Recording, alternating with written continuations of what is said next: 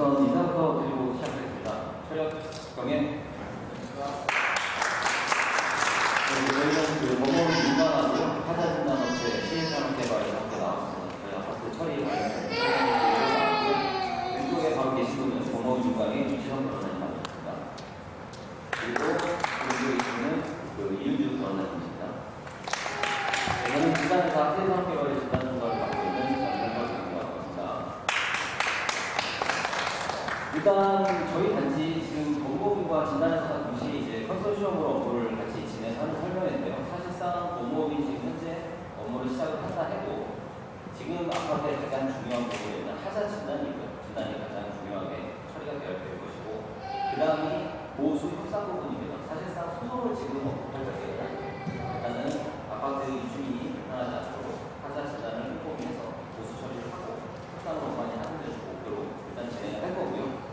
그렇기 때문에 저희는 일단 진단 위주의 설명을 먼저 드릴 겁니다. 그리고 그 이후에 법무부 및 민간에 대한 설명 간략하게 드리고요. 그 양해를 좀 해주십사 말씀을 드린 것은 중간에 만약에 질문이 계시다 하더라도 중간에 말씀을 해주시면 설명이 끊깁니다. 시간이 그리 많지 않기 때문에 전체적인 설명 한번 다 들으시고 혹시 궁금한 사항 있으시면 기억을 해주셨다가 마지막에 질의응답을 부탁드리도록 하겠습니다. 자, 설명 시작하도록 하겠습니다. 자, 일단 단어가 조금 생소하실 거예요. 하자의 개념에 대해서 간단히 먼저 말씀을 드리겠습니다. 자, 하자는 크게 두 가지 분류로 나뉘고요. 사용승인 전하자, 사용승인 후하자, 이렇게 크게 두 가지로 나뉩니다. 자, 사용승인이라는 뜻은 준공이랑 같은 뜻이에요. 준공 전하자, 준공 후하자, 이렇게 표현이 가능합니다. 자, 말 그대로 아파트가 사용승인, 입주해서 사용승인이 나기 이전부터 이미 잘못되어진 사항들을 사용승인 전하자라고 얘기를 하고 있고요. 전하자의 분류로는 미시공, 변경시공, 설계상 하자, 이렇게 세 가지로 나뉩니다. 자, 아파트마다 준공 도서가 보유가 돼 있어요. 건축, 조경, 설비, 구조, 도면 등 여러 가지 도면들이 있는데 관련 도면에 시공을 하도록 표기가 되어 있음에도 불구하고 시공사가 임의대로 빠뜨리면서 시공을 하지 않은 사항들을 미시공이라고 얘기합니다. 자, 그리고 다른 방식으로 잘못 시공된 것들, 두께가 부족하다거나 이런 부분들을 변경시공이라고 얘기를 하고요. 자, 마지막으로 설계상 하자, 내지는 설계상 누락하자라고 얘기를 많이 하는데 사실상 하자를 판정하는 기준의 가장 기본이 되는 것은 준공도서입니다. 그렇기 때문에 준공도서에 시공표기가 없으면 시공사는 시공 책임을 피해가기가 사실상 쉽죠. 재판에서도 마찬가지입니다. 자, 하지만 애초에 설계가 빠짐으로 해서 시공이 안 됐습니다. 그에 따라서 안전상의 중대 문제가 있거나 기능상의 중대 문제가 있다고 판단이 된다면 그것 또한 하자로 판결이 가능합니다. 자, 그런 것들을 설계상 하자, 내지는 설계상 누락하자라고 표현을 하고 있습니다. 자, 이렇게 전하자 분류들이 있고요. 자, 후하자, 사용승인 후하자는 입주민분들 많이 아시는 하자예요. 눈에 보이는 일반 하자들이라고 표현을 합니다. 연차 구분으로는 2년, 3년, 5년, 10년으로 구분이 되고요. 2년차는 주요 마감된 하자예요. 아마 입주민분들 세대에서 뭔가 불만이 있거나 지금 눈에 보이시는 하자들 대다수가 2년차라고 보시면 됩니다. 도배지가 좀 들뜨거나 찢어지거나 마루가 찍히거나 장판지 문제 이런 것들이 전부 2년차 하자에 해당이 됩니다. 저희 단지도 2년차 올라가고 있는 상황인 거고요. 자, 3년차는 조경과 설비가 주를 이룹니다. 그래서 약간 좀 심화된 하자로 넘어가고요. 5년차는 누수, 방수, 콘크리트 하자라고 보시면 돼요. 그래서 지하주차장에 누수나는 거, 세대에 누수나는 거, 균열, 주차장 바닥의 균열 이런 것들이 5년차 하자라고 보시면 되겠고 토목 포장 부분도 5년에 해당이 됩니다. 자, 마지막 10년차 하자, 10년차 연차 중에 마지막에 10년차 하자는 아파트에 발생돼 있는 구조체의 균열을 바로 10년차 하자라고 보시면 되겠어요. 자, 이렇게 그 하자는 구분이 되고요. 사실상 이 사용승인 후하자는 어느 정도 대응이 계십니다. 세대에서 눈에 보이는 하자들, 불만 있으신 것들 AS 계속 요청하고 계실 거고, 뭐 AS가 원활히 이루어지는 단지, 그렇지 않은 단지 물론 차이는 좀 있습니다. 어찌됐건 시공사에 AS 요청해서 AS 계속 갖고 계실 거고요. 공용부 같은 경우는 소장님 그리고 직원분들이 순찰을 두시다가 눈에 보이는 하자들을 뭐 사진을 찍거나 논문 처리를 보내서 CS팀에 계속 AS 요청을 하고 계십니다. 그래서 사실상 어찌 보면 이 사용승인 후하자는 어느 정도 대응이 되는데 문제는 이 사용승인 전하자입니다. 흔히 비오시공이라고 얘기하는 하자예요. 사용승인 전하자는 말 그대로 약간 전문가 영역이라고 보시면 되고요. 전하자를 찾기 위해서는 관련 준공도서, 시방서, 법규, 등등등 준공 내역서까지 있습니다. 그런 복잡한 서류들을 거쳐서 현장이 잘못되어진 것들을 찾아내야 되고요. 그러기 위해서는 전문 장비들이 동원이 됩니다. 자, 말 그대로 사용승인 전하자를 많이 찾아내는 게 어찌 보면 진단회사의 기술력이라고 보셔야 될 것 같고요. 제가 전화자를 자꾸 강조 말씀드리는 이유는 실제로 만약에 예를 들어서 저희 아파트 단지 하자 보수를 전체 진행하는데 100억 정도의 이 사용 승인 전화자의 비중이 거의 70% 가까이를 차지합니다. 자, 70억 가까이가 사용 승인 전화자의 포지션이고요. 저희가 눈에 보이는 알고 있는 타자들이 30%밖에 사실 안 된다는 얘기예요. 그렇기 때문에 저희가 시공사한테 보수 요청을 하고 협상을 볼 때 후하자만 갖고 진행을 할 것이냐, 이 잘못되어진 부분들을 지적을 해서 저희 단지가 원하는 수건 사업을 받아낸다. 협상 조건들로 단지를 좀 더 좋게 가꾸기 위해서 이런 사용승인 전화자를 이용해서 협상을 본다고 보시면 되겠습니다. 그래서 전화자를 많이 찾아내는 게 진단의 주 업무다라고 보시면 되겠고요. 자, 하자 진단의 목적에 필요성 간단히 말씀드리면 시공사는 하자 보수 책임 회피를 많이 합니다. 불러도 빨리빨리 안 합니다. 자, 그리고 와서 보수를 할 때도 정확히 정해진 보수 방법이 아닌 싼 보수 방법을 항상 선택을 하려고 합니다. 약간 틈이 발생을 했거나 뭔가 찢어졌거나 했을 때 사실은 그 부분을 철거해 제시하는 게 가장 깔끔하죠. 하지만 시공사는 메꾸는 방식으로 항상 보수를 진행을 하고요. 균열 보수 예를 들었을 때도 0.3mm 이상과 미만은 분명히 보수 방법이 갈립니다. 0.3mm 이상의 구조 균열은 주의식 균열 방법을 해야 됨에도 불구하고 시공사는 일괄적으로 퍼티를 발라서 도장으로 덮어버리는 시공 방법을 선택을 한다는 얘기예요. 상당히 부실하게 보수를 하는 경향이 있고요. 또 한 가지는 분양 당시 허위 과압에 관거나 약속 불이행 사항들도 있을 수 있습니다. 자, 입주하시기 전에 분양 카tal로그 모델하우스 통해서 아파트 상당히 근사하게 지은 것처럼 홍보 다 하고 아파트 팔았어요. 시공사는 입주하셨죠. 그런 데서 들어오셨는데 막상 입주해 보니까 약속이 이행되지 않고 모델하우스와 차이가 나는 부분, 다운 스펙으로 하향시 모델 부분들 이런 부분들 상당 부분 많이 있습니다. 자, 그런 부분들도 지적을 해야 되겠고요. 자, 가장 큰 목적의 필요성은 바로 이 하자 발생의 입증 의무가 개별 소유권자인 입주민 개개인에게 있으시다는 게 문제입니다. 현 법이 그래요. 10년 전에 법과는 지금은 바뀌었습니다. 자, 그래서 세대에 있는 하자 각자 발제하셔서 내용 증명하시고요. 이 문서 사실 하자 리스트 만든 몇 배까지 하자가 나오거든요. 자, 그리고 공용부도 전부 애국면식 지분이 있으신 거예요. 이 공용부 하자까지 전체 하자를 몇 배까지를 발제를 해서 이걸 문서화 리스트화 시켜서 2년차 제척 기간 안에 각자 내용 증명을 시공사 쪽에, 시행사 쪽에 보내면서 하자보수 권리 주장, 법에 인정받는 이거를 각자 진행을 하시기가 사실상 어려우시죠. 불가능에 가깝기 때문에 하자 진단 전문 업체를 선정을 해서 하자 입증 처리를 해야 객관적이고 원만한 하자 처리가 된다는 게 전체 목적 및 필요성이 되겠습니다. 자, 저희 회사 간단하게 소개해드리겠습니다. 2025년 현재까지 466개 단지 수주 완료 진행 중에 있고요. 현존하는 진단사 중에 압도적인 실적 1위라고 자신있게 말씀드리겠습니다. 저희가 매년 평균 한 5만 세대 정도 진단을 합니다. 두 팀 현장팀이 활발하게 돌아가고 있고요. 그만큼 저희가 많은 실적을 가지고 많은 진단 조사를 하고 있다는 것은 그만큼 저희가 아파트의 실력을 검증받아서 저희가 많은 일을 수주해서 진행을 하고 있다고 제가 말씀을 드리고 싶고요. 자, 저희 단지 규모와 비슷한 1000세대 이상급 실적이 현재 63개입니다. 최근 5년간만 정리해서 63개 정도 단지가 나왔고요. 워낙 많은 단지들이 있습니다. 많은 지인이 사시는 아파트들 중에 많이 계실 수 있어요. 자, 그리고 또 한 가지는 저희 단지 한양건설 투자인이죠. 한양건설 투자인 사실은 그렇게 아파트를 많이 짓는 브랜드는 아니에요. 지역마다 좀 부분이 있는데 저희가 3개 정도의 실적을 가지고 있습니다. 자, 그 얘기는 바로 한양건설이 발생시키는 하자 패턴, 그리고 이 사람들이 사전 보수를 진행하고 협상을 진행했을 때, 소송을 갔을 때 어떠한 방식으로 대응을 하는지에 대한 보고가 되어 있는 업체라는 말씀을 제가 좀 드리고 싶어서 한양건설의 실적을 제가 한번 올려봤습니다. 자, 하자 진단이 이제 이루어지면은 어떤 순서로 이루어지는지 제가 간략하게 소개를 드리겠습니다. 입주민분들 아마 진단이 잘 아시는 분도 계실 텐데 아마 생소하실 거예요. 자, 진단이 어떤 것이냐? 일단은 하자 진단이 이루어지면은요, 계약이 되고 나서 저희가 설계부터 검토부터 먼저 시작을 합니다. 실제로 저희 단지를 조사할 엔지니어들 그리고 팀장들 위하고 저희 단지 도면을 먼저 공부를 하는 거예요. 그래야 이 단지에 어떤 부분을 집중적으로 분석을 해야 되고 조사를 해야 되는지 미리 알 수 있습니다. 자, 그래서 미리 스터디를 하고요. 그와 동시에 언제 단지에 직접 상주 조사를 진행하겠다 일정표를 제시해드릴 겁니다. 완성선도 일정표를 드리고요. 하자 조사 자체 크리티크 증상서라고 합니다. 채권담보 서류와 동시에 진행을 할 건데 세대에 배포되는 양식들을 저희가 해드릴 겁니다. 비전문가이신 입주민이 보시기에 어렵지 않게 저희가 만들어놨습니다. 그래서 현재 하자 발생해서 예스 신청했는데 아직도 못 받은 거, 받았는데 재하자 발생했거나 아니면 아직도 불만이 있으신 사람들을 적으실 수 있는 양식들을 저희가 전체 배포를 해드릴 겁니다. 그리고 나중에 저희가 수거해서 집계 데이터화 시킬 거고요. 자, 이렇게 현장조사 준비를 마치고 나면은 실제 일정표에 맞춰 현장조사를 들어오겠죠. 공용도 저희가 전수조사 진행합니다. 입주민분들, 대표님들 마찬가지입니다만 아파트 사시면서 한 번도 안 들어가 보실 구간들 생각보다 많이 있습니다. 지하 밑층 사실 옥상 가시는 것을 보고 이런 부분들 저희가 전체 전부 다 들어가서 전수조사 진행을 하고요. 전일부 같은 경우는 타입별로 저희가 샘플 정밀 조사를 진행할 겁니다. 요새 쓰는 방식인데 타입 세대를 설정을 해서 저희가 전문 장비를 이용해서 집중 조사를 합니다. 자, 거기서 발치된 이오시공 하자들, 숨어있는 하자들, 이런 하자들이 발생가 되겠죠. 그 하자들을 전 세대에 공통 적용시켜서 저희가 2년 실습 기간 안에 내용 증명을 띄우게 됩니다. 자, 그러면 만약에 이번에 하자 진단에 나는 이주민 중에서도 하자에 좀 관심 많은 이주민이라서 방문조사를 좀 받고 싶어서 신청을 하려면 할 필요 여행을 하셨습니다.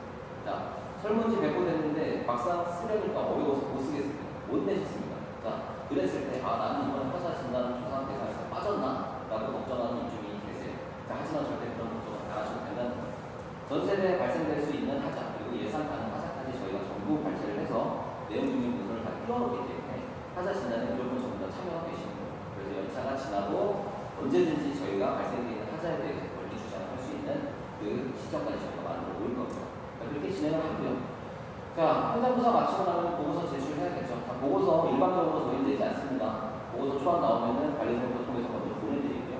뭐 대표님, 혹시 뭐 관심 있는 입주민들 계시는지 연락하셔서 혹시 좀 빠진 사항 없는지, 좀 의견, 조율할 사항 없는지, 아니면 강조 사항 없는지 의견 주시면 저희가 최종 컨펌 받고 보고서 내고 있고요. 자, 그러고 나면은 사후 관리 안 됩니다. 기술 법률 자문이죠.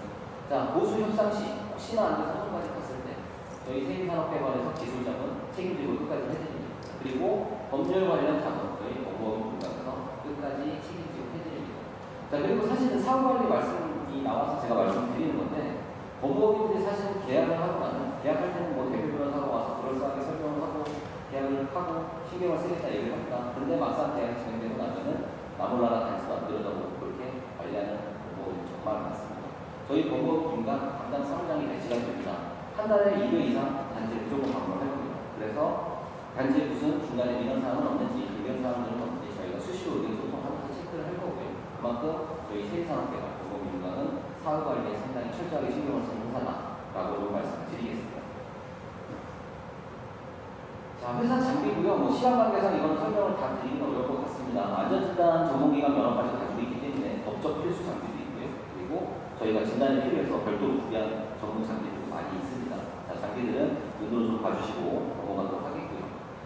자, 지금부터는 이제 하자 사례를 보여드릴 겁니다. 제가 지금부터 보여드린 사진은 실제로 저희 단지 하자 사진입니다. 아마 이주민분들 대표님을 지나가면서 보셨을 거예요. 제가 단지를 미리 방문을 해서 현장 컷을 사진을 좀 찍었습니다. 사실상 조사를 많이 하면 몇백 가지 하자가 나오는데 그건 어차피 설명을 못 드리기 때문에 제가 대표 사진 몇 개만 좀 찍어서 봤고요. 지금도 설명을 드리도록 하겠습니다. 자, 저희 단지 주차장 바닥입니다. 아마 입주민분들 차 끌고 주차장 다니시면서 많이 느끼셨을 거예요. 무슨 소리 나죠? 주차 지나가는 소리 납니다. 덜컹덜컹덜컹. 제가 이 단지에 미리 방문해서 현장 조사를 좀 간략하게 진행할 때 제일 많이 느낀 부분 중에 하나고요. 저희 단지의 가장 문제점 중에 하나라고 보시면 돼요. 저희 단지 소규모 단지는 아니에요. 상당히 대단지들인데 주차장 바닥 부분 콘크리트가 전체적으로 들떠있는 상황입니다. 자, 이 기초 위에 이 무공판 자체가 들뜨면서 나타나는 현상이고요. 그러다 보니까 차량이 지나가면서 이 신축줄론이 파져있는 끝단 기담 쪽으로 하중이 쏠리면서 충돌을 일으킵니다. 그래서 지금 현재 저희 단지 보시면 신축줄론을 중심으로 이렇게 원형 모양으로 떼진 거 많이 보셨을 거예요. 전체 슬라브판이 다 거의 다 들어있습니다.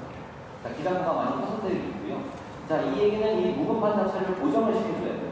그래서 고정을 시켜서 보수 처리를 해야 되고 사실상 아예 철거를 하고 재시공하면 가장 베스트이죠. 하지만 보수비가 기하급수적으로 들어갑니다.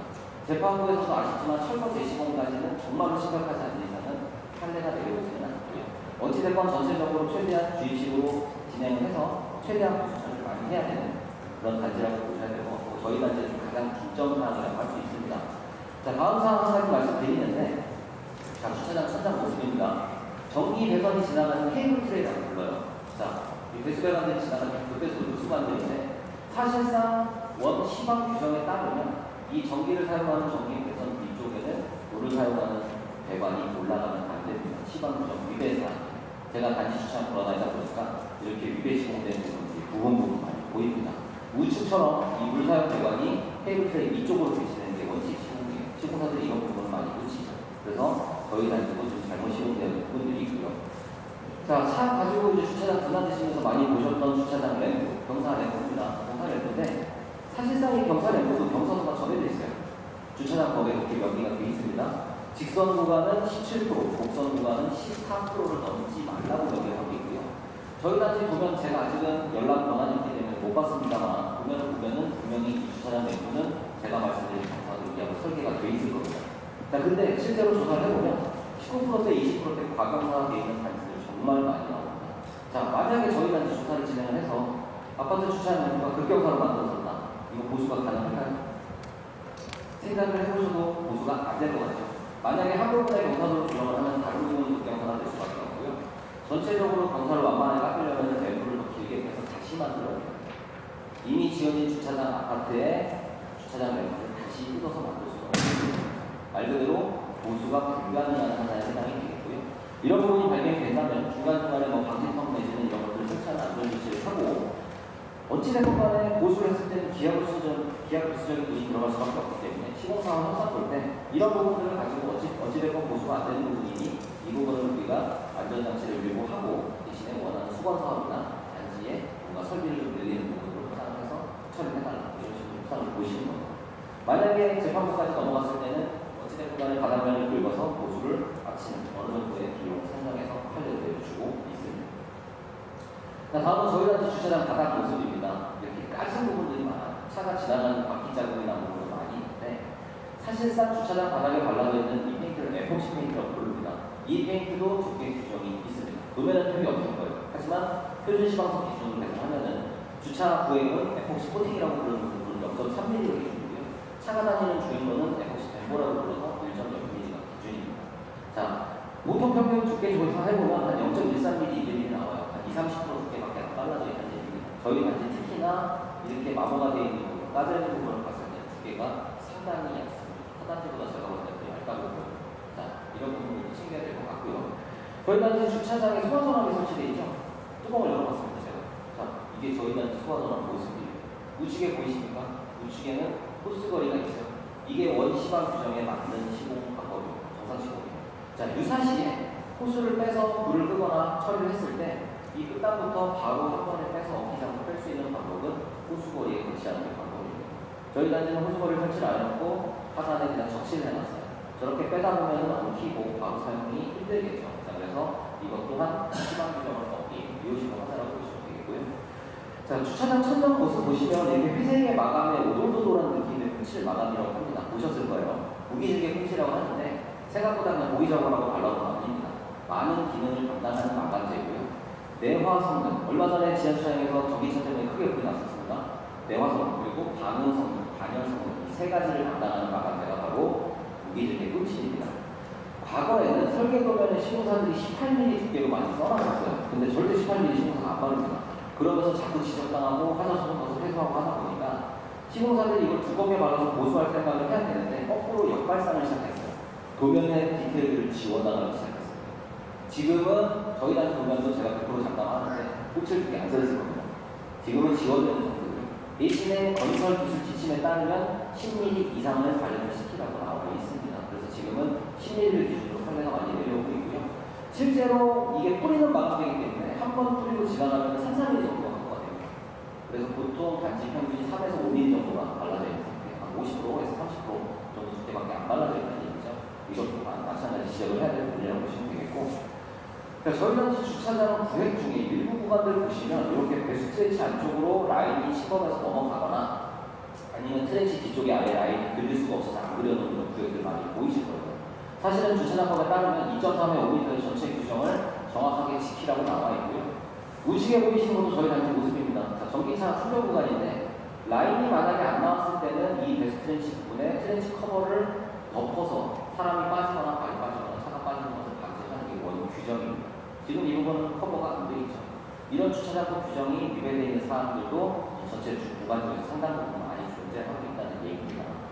자, 다음은 주차장 지나다니시다가 이 플라스틱판 보셨을 거예요. 벽체. 배수판이라고 합니다. 배수판인데 이 배수판을 붙이는 경우는 어떤 경우냐? 이 벽체 뒤에 콘크리트 벽이 건너편이 흙이라는 얘기입니다. 흙 닿는 면이에요.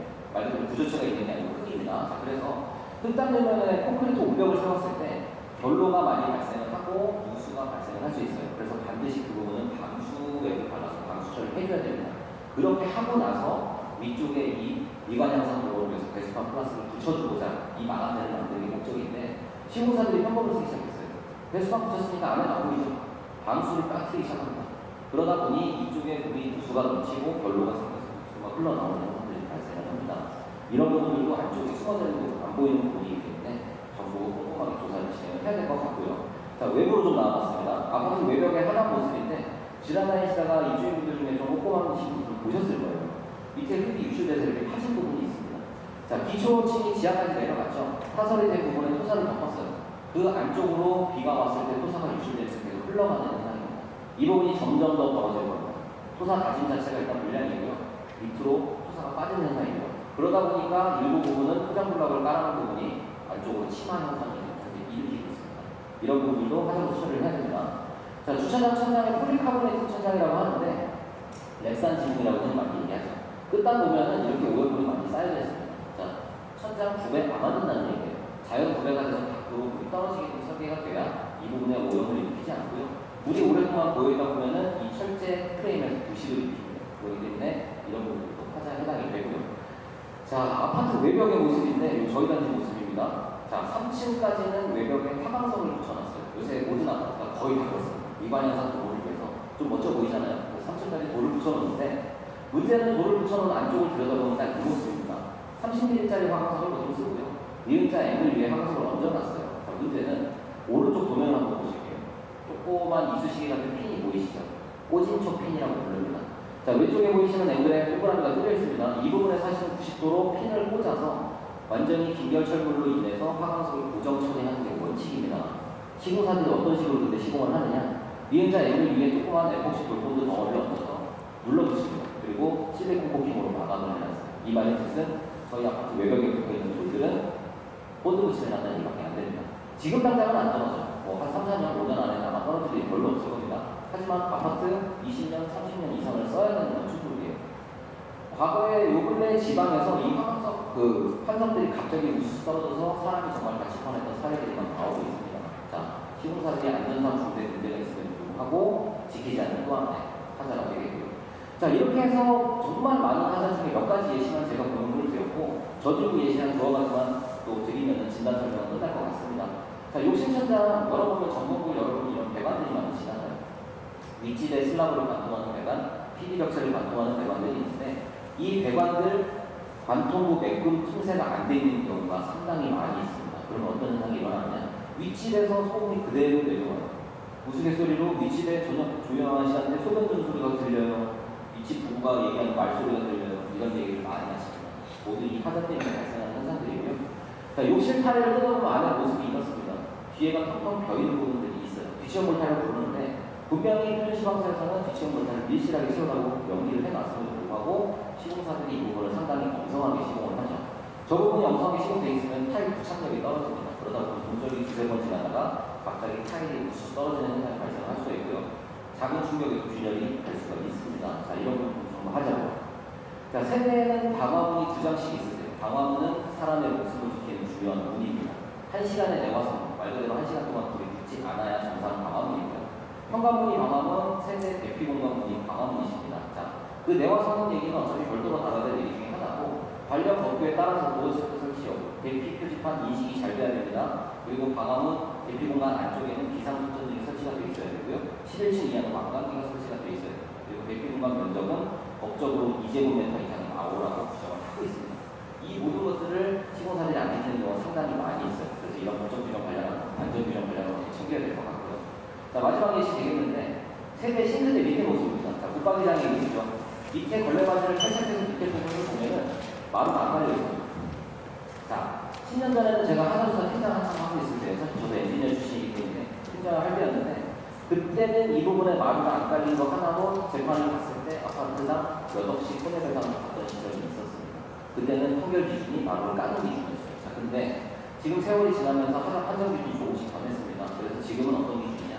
마루를 까는 비용까지 가지는 것은 시공사한테 조금 부당한 가산적이다 해서 지금은 어떤 기준을 세웠느냐? 분진, 방지, 마감 조치까지 하나로 얘기합니다. 분진 방지, 먼지 날리지 않는 마감하는 얘기예요. 자, 그러면 마루를 안 깔더라도 주차장 바닥처럼 에폭시 페인트를 바르거나 작품지로 덮어야 된다는 얘기입니다. 아직도 시공사들이 이 부분을 보완 안 하고 있고요. 혹시 입주민분들 오늘 집에 올라가시면 있다가 관심 있으시면은 싱크대 그 개수대 밑에 양문형 있으세요? 열어보시면 온수분배기 한 보이세요. 그 주변에 핸드폰을 붙여보시면 우리 아파트는 페인트 같은 게 좀 보이는 발라져 있나 보다 하실 수 있어요. 안 발라졌습니까? 발라져 있는 단지들이 간혹 있는데 문제는 그거에 속으면 안 된다는 거예요. 시도사들이 그 부분이 잘 보이기 때문에 그 주변만 다 발라놨어요. 그런 부분들 저희 아파트도 마찬가지 하자 사항이 되겠고요.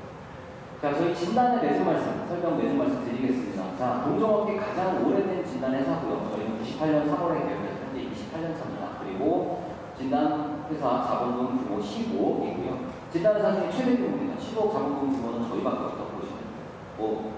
그냥 축가놓고 우스갯소리 말씀드려서 진단 회사계의 삼성이라고 제가 말씀드리겠습니다. 잘한 말씀 같지만. 자, 그리고 나이스 DMA 기준으로 시험평가 등급이 6위입니다. 그만큼 신용도도 최상 등급이고요. 자, 이런 꼼꼼하게 뭔가 실력을 갖춘 진단 회사한테 진단을 맡기셔야 된다 생각을 해주셨으면 좋겠고요. 진단 설명 여기까지 하고 원모임 설명 바로 이어가도록 하겠습니다. 제 설명 아마 10분 안에 끝날 것 같고요. 자, 일단 법원 윤곽에 대한 전체적인 설명을 좀 드리겠습니다. 자, 오늘 저희랑 컨소시엄으로 같이 법원 윤곽에 관련된 설명인데요. 자, 법원 윤곽은 총 12명의 변호사 중에서 6명이 건설 전문 변호사로 등록이 되어 있습니다. 전국에 있는 변호사 중에 건설 전문 변호사는 0.1%만 속해 있습니다. 자, 그리고요. 또 한 가지는, 자, 여기 보이시는 법무법인 윤곽의 대표 변호사인 민동환 변호사는 사실은 엔지니어 출신 변호사입니다. 변호사이기 이전에 엔지니어로 시작을 했어요. 자, 건축공학을 졸업을 했고요. 그리고 건축공학을 졸업하고 나서 5년간 포스코에서 실무 경력을 쌓았습니다. 말 그대로 변호사 중에서 실제로 엔지니어 출신의 아파트를 지어봤고 아파트 하자 발생 패턴을 경험해본 변호사라고 보시면 돼요. 자, 거기에다가 또 한 가지 건축 시공 기술사를 보유를 하고 있습니다. 얼마 전에 취득을 했고요.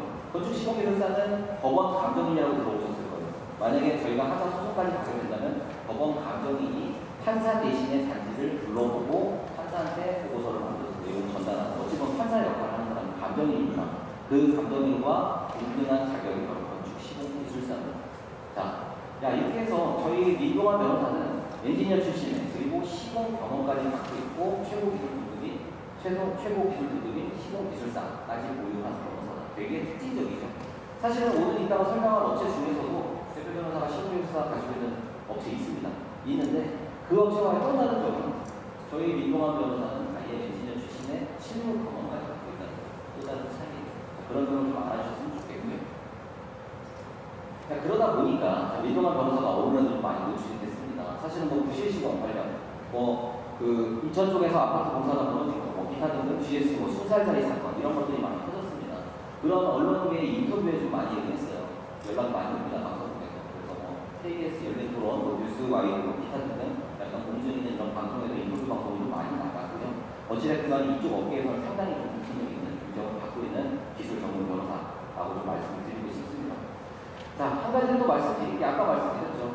법원 건설 감정인 건축 시공 기술사다 보니까 저희 민동환 변호사는 감정인의 문제가 되어 있습니다. 말 그대로 하자소송 진행하고 났을 때 법원 감정인과 소통이 어떨까요? 당연히 원활하게 이루어질 수 있겠죠. 기술자 대 기술자로 얘기를 나눌 수가 있고요. 또 한 가지는 거기에 법까지 공부를 했기 때문에 하자소송에 관련돼서 시공사를 대응할 때 법적으로 느리지 않고 대응을 할 수 있다는 그런 장점이 있다는 얘기를 좀 말씀을 드립니다. 자, 지금부터 저희 단지 대응 방안을 좀 말씀을 드릴게요. 저희 단지는 사용 승인일이 23년 5월 12일입니다. 그러면 사실은 시간이 그리 많이 남지 않으셨어요. 저희 단지 2년차를 앞두고 있고요. 자, 제척기간은 도달 시점으로 가기 때문에 25년 5월 11일까지 하자진단 관련 데이터가 나와야 되고요. 그게 내용 증명 문서로 시공사 그리고 시행사 쪽에 도달을 해야 됩니다. 그와 동시에 채권자도 서류 일체가 도달을 해야 돼요. 그래서 사실은 좀 이제 빠르게 움직이셔서 진단을 받고 2년차 제척기간 준수를 위한 절차를 진행을 하셔야 되는 그런 단지라고 보셔야 될 것 같고요. 자, 사실은 법무법인 이따가도 두 개의 업체 좀 설명을 더 드리실 거라 사실은 중복되거나 일반적인 내용은 저는 다 하지 않겠습니다. 다 빼고요. 저희 법무법인 윤곽의 특장점을 좀 말씀드릴게요. 자, 사실은 모든 법무법인들이 시공사와 협상을 할 때 도와주겠다. 그리고 기술적으로 우리는 탁월하다. 그리고 소송을 갔을 때는 좋은 판결금을 낼 수 있다. 우리는 판결금을 최고 실적으로 갖고 있다. 다들 얘기를 하실 겁니다. 자, 하지만 지금 제가 보여드린 이 방식으로 진행을 하는 법무법인은 제가 장담하고 한 군데도 없습니다. 뭘 말씀을 드리고자 하냐면, 자, 저희 생인산업개발 기술을 탁월합니다. 그리고 법무법인 윤곽의 민동환 변호사 상당히 분석력이 있고 기술자 출신이죠. 그러다 보니까 사실은 저희 단지가 만약에 소송을 진행을 했을 때 예상 8개월 금액이 얼마인지가 어느 정도 추정이 가능하다는 얘기입니다. 사실상 단지는 정말 뚜껑을 열어봐야 돼요. 판결을 받아봐야 정상적으로 얼마인지가 나오긴 하겠지만 어느 정도의 근사치는 저희가 추정을 할 수 있다는 얘기입니다. 자, 저희 단지 같은 경우는 토탈적으로 제가 말씀을 드리겠습니다. 저희가 일단은 예상 가상 후가 사실은 저희 단지 아직 저희가 조사를 진행을 안 했죠. 그렇기 때문에 미호시공사항이 얼마나 많은지 모릅니다. 자, 그래서 저희는 일단은 판결금의 평균 금액으로 저희가 예상치를 뽑아봤습니다. 자, 아파트 타자 소송 시 아파트 실수령금입니다. 말 그대로 소송을 진행했을 때 변호사비도 빼야 되고요. 기타 법원 감정도 다 빼야 되고요. 여러 가지 비용들이 들어갑니다. 그런 거를 제하고 아파트가 실수령으로 했을 때 35억 정도 수령 예상이 저희가 판단이 됩니다. 자, 문제는 타자 소송으로 진행했을 때 시공사는 더 많은 돈을 써야겠죠. 왜냐?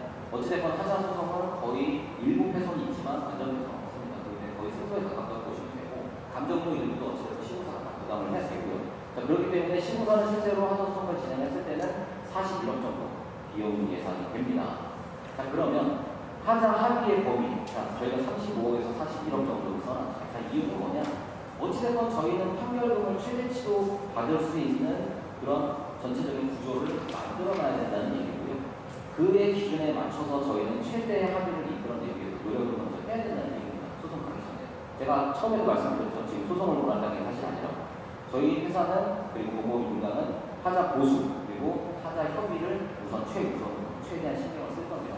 그래서 이런 가상 예산 견적까지 저희가 뽑아봤고요. 사실은 이런 분석력이 있는 회사가 많지가 않아요. 그래서 제가 이걸 특장적으로 좀 말씀을 드렸다고 보시겠고 합의의 전문성을 또 한 가지 말씀드리겠습니다. 자, 왼쪽에 보이시는 게 하자 합의 항목들이에요. 이런 항목들을 써서 합의하는 단지들 생각보다 많으세요. 자, CCTV 추가 좋습니다. 아파트에 그 사각지대 많으니까 아이들의 안전을 위해서 CCTV 추가 설치해달라고 요청 많이 하고요. 자, 운동시설 추가 뭐 이런 거 많이 요청합니다. 옥상 방수 비대니까 새로 한번 해주세요. 이런 식으로 합의문을 많이 작성해서 도장을 짠 찍는데 막상 시공사가 합의문에 도장을 찍고 나서 CCTV 중국산 저가 CCTV 몇 대 달아서 끝냅니다. 자, 운동기구 런닝머신이라는 비싼 거 안 주고요. 싼 아련이나 이렇게 들여놓고 저희는 이행시켰습니다. 이런 식으로 나온다는 얘기죠. 자, 합의문을 작성할 때는 저희가 말하는 이것처럼 구체적으로 작성을 해야 됩니다. 자, 또 한 가지 저희 공모민관에서 가장 잘하는 겁니다. 이 합의문을 구체적으로 어떤 스펙으로 어떤 방법으로 합의를 이행해서 공사를 받을지를 구체적으로 저희가 나에게 합의를 도와드리는 겁니다.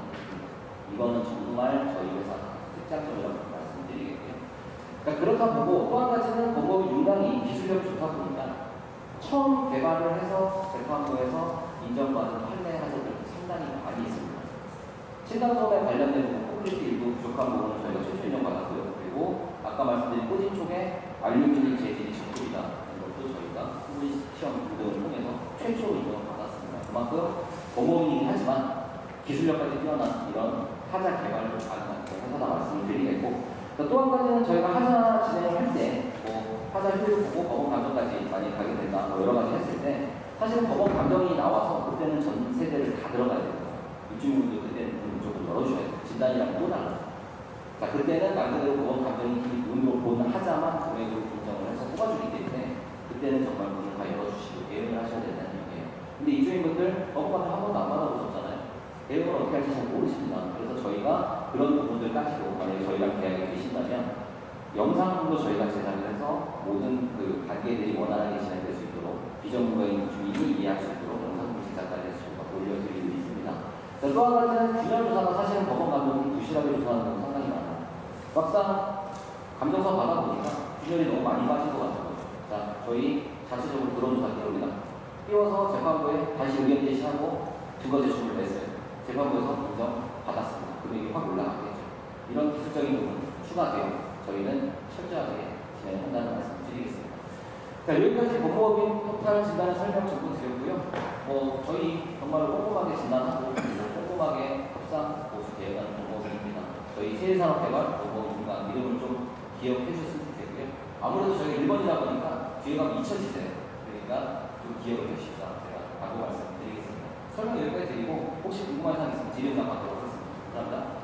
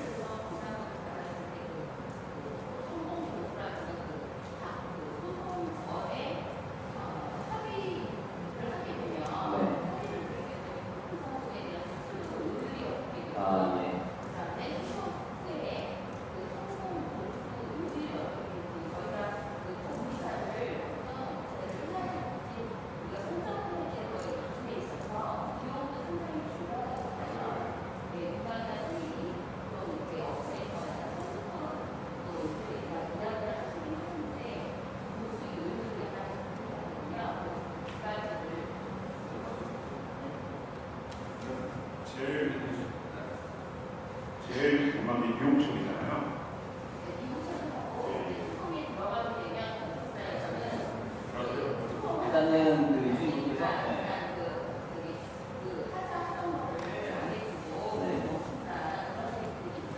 그것도 제가 드리겠습니다. 자, 사실상 입주민분께서 질문하신 사항이 맞아요. 하자 소송이 들어가면 시공사는 CS를 멈춥니다.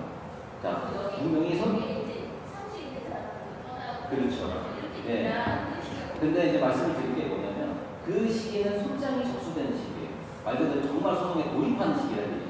만약에 이번에 진단회사와 공보업인이 같이 컨소시엄에서 계약을 진행하시는 단계는 소송 돌입 단계가 아닙니다.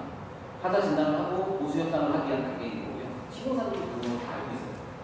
말씀하신 그 정말로 CS가 멈추는 시기는 아예 소장이 접수돼서 본소송 단계로 돌입되는 단계고요.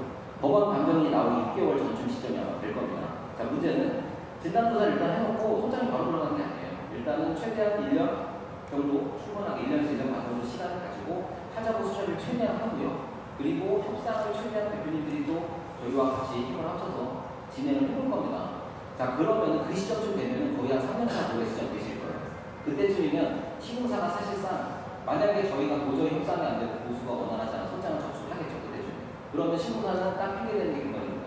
소장 접수했으니까 우리 손 뗍니다. 사실상 시공사는 원래 그 시기가 CS를 손을 떼는 시기예요. 왜냐? 2년차는 주요 마감자들이기 때문에 사실상 보수가 돈이 얼마 안 들어갑니다. 인구 몇 명 돌리면 페인트 바를 수 있고 도대체 뽑을 수 있어요. 3년차부터는 조경하자, 설비하자, 돈 많이 들어가는 하자들이 발생되는 시점이에요. 그때쯤에 사실상 시공사는 원래 CS를 많이 받을 생각이 없었던 시기임에도 불구하고 계속 시간만 끌면서 소송 가기 시작했으니까 우리 손을 떼겠습니다. 요즘 얘기를 하는데 그런 걱정은 너무 안 하셔도 되는 게 어찌 보면 대표님들하고 이제 어느 업체하고 계약을 하시던 간에 최대한 보수하고 협상 받아서 세대에 일단 기본적으로 2년차 하자는 가장 중요하세요. 그런 게 많이 처리되어 있는 시점, 그 시점까지는 저희가 보수로 진행을 하고요. 그 이후에 정말로 소송까지 가야 되는 그때 이제 보면 그렇게 보시면 되겠어요. 보통은 3년차는 저희가 권장합니다. 대신에 소송을 갈 수 있는 만약에 시점은 5년차 미만까지 가는 겁니다. 그 이유는 아까 말씀드렸던 사용승인 전화자, 미호시공하자죠. 70%를 차지한다고 했잖아요. 제가 판결금은 70%를 차지하겠죠. 5년차가 넘어서 선택을 하게 되는 미호시공하자는 좀 높았습니다. 그렇기 때문에 아파트가 어찌됐든 최대한 시간을 늦춰서 갈 수 있는 마지노선은 5년 미만이라는 얘기가 됩니다. 그리고 아파트는 연에 5에서 6%씩 판결금이 감가가 되기 때문에 그 부분도 영리하게 생각을 하셔야 돼요. 그러면 시공사의 장점은 뭘까요? 하자보수 해주고 협상해줄 것처럼 요새 그냥 남문만 대체라는 시공사 없습니다. 아, 예, 들어드리겠습니다. 아, 회의요? 참석하겠습니다. 와서 해줄 것처럼 항상 얘기하죠. 그리고 검토는 가져가서 검토하는데 6개월 걸려요. 또 뭔가 가져가서 또 검토하는데 1년 걸립니다. 그렇게 2년, 3년, 4년을 보내는 게 시공사의 가장 큰 목적이에요. 그러면 판결금이 5에서 6%씩 감가가 되기 때문에 그들의 부담은 줄어듭니다. 진단을 하게 되면 진단은 그 시공사가 진단받는 과정에서 좀 많이 넣어주려고 해요. 소송을 막기 위해서. 근데 세일산업은 진단은 비례업체입니다. 그리고 보수공사도 연대거로 합니다. 그래서 나중에 합의를 볼 때 그런 문제점이 있어요. 시공사 돈을 줄 필요가 없습니다. 그래서 보수공사를 받아야 되잖아요. 세일은 왜 시점이 많냐면 보수공사를 잡아낼 수 있어요. 어떻게 어떤 방법으로. 왜냐면 시공사는 10억에 들어가고 2억에 공사를 쳤어요. 그러면 6개월 뒤에 제하잖아요. 그러면 다시 되고 하려면 그 법원관계 소송도 못하고 시간이 잠깐 많이 되잖아요. 그래서 여기는 어떻게 되냐면 진단을 합의해야 되는 거예요. 소송은 1대1로 다시 받아야 됩니다. 그리고 저희도 절대 소송을 원하지 않고요.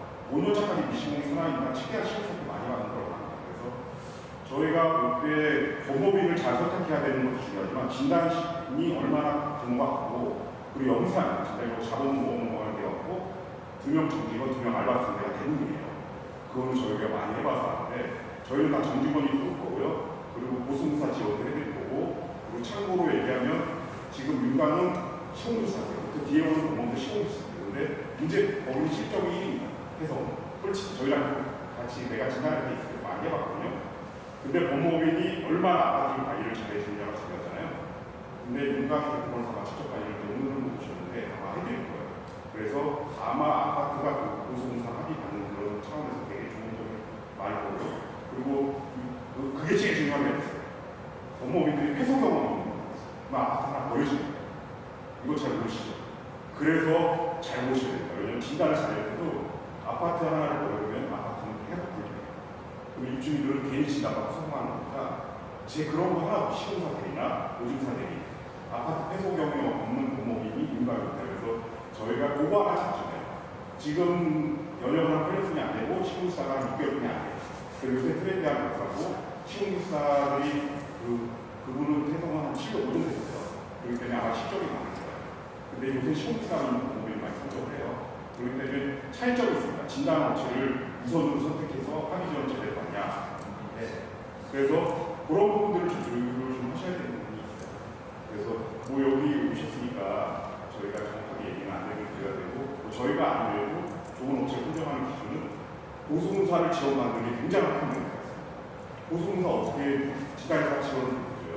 어떻게 어떤 규모로 얼마의 금액으로 그 견적을 다 뽑아줍니다. 그런 차이점이 있어요. 궁금한 거 있으면 혹시 보이지 않는 그 구조 안전에 관련돼서 그런 진단도 하실 수 있나요? 네, 합니다. 저희가 미가외 조사 장비들을 다 동원을 하기 때문에 설문 들어가는 양이에요. 물론입니다. 시민들하고 네, 물론입니다. 사실은 오늘 PT 시간이 많지 않아서 제가 그 내용을 뺐어요. 근데 사실 제 PT 들어있는데 사실은 지금 이주임님께서 말씀하시는 내용이 안전진단 영역 중에 하나입니다. 철근 탐사 영역 그리고 콘크리트 강도 측정 영역이 안전진단 영역인데 저희 단지 나중에 만약에 저희랑 계약하셔서 보고서 보시면 저희는 하자 진단하는 단지들은 서비스로 기본적으로 철근 탐사와 강도를 같이 시행을 합니다. 요새 철근이 다시 이슈화가 됐어요.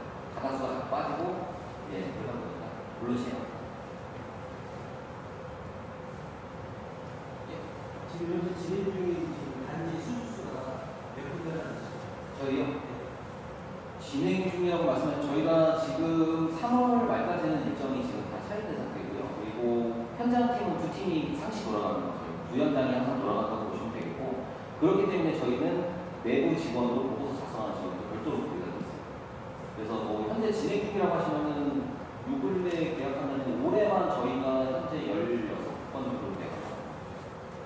작년에는 말씀드린 것처럼 5만 600세대 진단했습니다. 1년 단위 저희가 5만 세대 이상 진단하는데 계약번호로 대략 제가 정확히 기억하는 제가 이제 총괄 정리를 하기 때문에 58번 정도 기억을 해요. 제가 참고로 아파트 하나 사례를 끝나가는 시간입니다. 힐스테이트 강도산이라고 거기는 합의를 되게 중점으로 했어요. 근데 최근에 소송이 들어가긴 했는데 지하수장 공사를 받았는데 너무 탁까진 거예요. 3개월 안에. 그러니까 밑에들이 그거에 대한 인지를 못하고 진행하는 거예요. 그래서 보수공사 지원해주는 진단업체가 저희 부분이 없습니다. 그래서 아무래도 앞으로 보수공사까지 합의나 여러 가지 사항들을 고려해서 저희 쪽으로 하는 게 저희 장점이 됩니다. 규모도 많고 자본은 15억이고 보수공사를 시공사 합의 볼 때 그 견적을 뽑아줄 때는 저희 분이 없습니다. 그리고 그 금액을 뭐 제대로 된 보수공사를 해주는 감리를 왜냐하면 시공사는 합의 돈을 주는 게 없고 다 그걸 해야 되잖아요. 합의를 제대로 보려면 지금 여기 합의를 보셔야 됩니다. 한양수자인 같은 경우에는 제가 볼 때 합의율이 높아요. 시공사가 좀뭐 더샵이나 프로지오는 소송 비율이 높죠. 그렇기 때문에 진단을 참고 잡아서 합의 지원을 제대로 받아서 급한 소송으로 하지 않고 최대한 많은 보수를 받고 그 다음에 소송 의견을 그때 거치는 게 저희 같은데요. 그래서 진단업체를 우선시하냐 공모비 실적에 괜히 또 현혹돼서 근데 내부적인 상황을 잘 알아보셔야 돼요. 그렇기 때문에 그거는 전략적인 방법을 얘기할 수 있는 거고 대표님들이나 여기 입주민들이 진단업체 기준으로 합의 우선을 해서 최우선을 하는 게 제일 중요한 그런 부분이 제일 중요합니다. 설명 중에 저희가 보수공사 지원을 자꾸 얘기해드려서 갑자기 무슨 얘기인가 하실까봐 제가 말씀드리는데 저희 사모님이 얘기하시는 거는 저희는 사실은 진단팀도 있지만 공사팀도 가지고 있는 회사입니다. 공사 아파트 유지보수 공사 그리고 고장건설 공사를 주력으로 하는 공사팀이 별도로 있고요. 저희가 진단팀은 또 제가 진단팀과 진단팀이 별도이기 때문에 사실은 공사에 관련된 뭐 금액적인 부분이나 보수 지원 이런 것들이 가능한 회사라는 얘기입니다. 사실 진단에는 진단밖에 못하잖아요. 근데 저희는 보수공사에 관련된 정보까지 가능한 회사이기 때문에 아마 저희를 보시면 장점이 많이 있으실 것 같다고 말씀드리는 겁니다. 네. 네.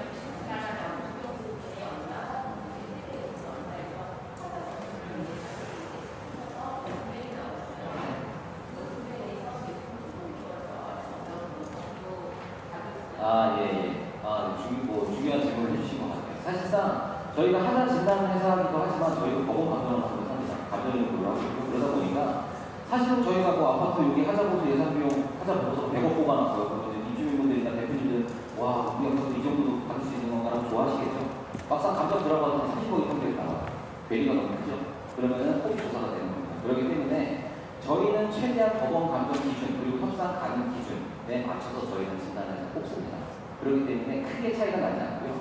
제가 봤을 때는 일부 한 10에서 20%는 인정을 못 받거나 아니면 거기다 더 나오는 경우도 있어요. 저희가 뽑아놓은 진단 금액보다 상당히 더 나오는 경우가 물론 있습니다. 물론 있는데 일부 한 10% 정도 미만 정도가 차이가 나는 거는 어찌됐건 진단을 할 때는 저희가 감정 있는 자격으로 나오는 게 아니기 때문에 입주민이 불편한 사항들은 저희가 최대한 하자 주장 제기를 해드려야 되는 부분이잖아요. 권리를 최대한 찾아드리고 근거를 찾아 주장하기 때문에 그런 게 일부 인정 못 받는 부분이 생길 수가 있습니다. 그래서 약간의 그런 차이는 있지만 저희는 통역에 진단하지 않기 때문에 80, 90% 이상의 적중률을 가지고 있다고 대답을 좀 드리겠습니다.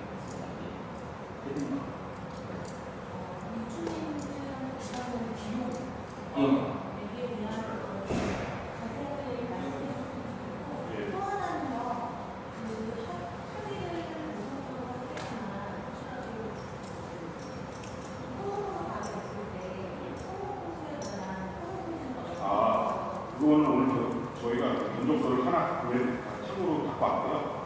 모든 비용은 후불제입니다. 합의 시에는 진단비하고 채권량도비가 있잖아요. 다 그거는 법무부의 소불제를 제공하고요. 합의 시에 시도사건 받는 조건을 합니다. 그리고 소송 시에는 판결시에 받는 조건을 하고요. 그래서 입주민들이 부담하는 건 없어요. 이거는 스스로 저희가 공개를 할 수는 없는데 평균은 보통 1,300 기준에서 10에서 13% 사이고요. 평균적으로 채권량도비는 7,000원 정도 하고 그리고 그 진단비는 생각한 23,000에서 5,000원 정도 겁니다. 그래서 어차피 경쟁이니까 저희가 견적서를 하나 제출해 드리면 좀 이런 식으로 수익이 하는 단어는 좀 혜택을 많이 드려요. 그래서 1위 1승이 업체가 정해지면 내고가 합니다. 그거는 일단은 업체를 마음에 주시고 그 업체가 투명한지 그리고 이 업체가 정말 양심적인 판단의 시설이 수리가 되면 견적은 좀 내고 가능해요. 저희가 제출한 거에 비해서 조금 더 우리가 거래를 선택했으니 좀 해달라고 내고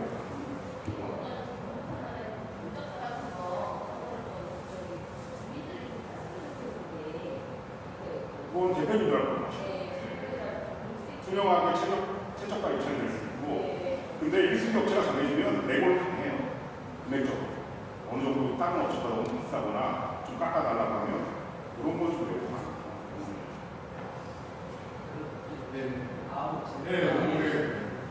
그래서 뭐 시간이 많이 길어져서 유지진단까지 감사하고 저희는 여기까지 하도록 하겠습니다. 감사합니다.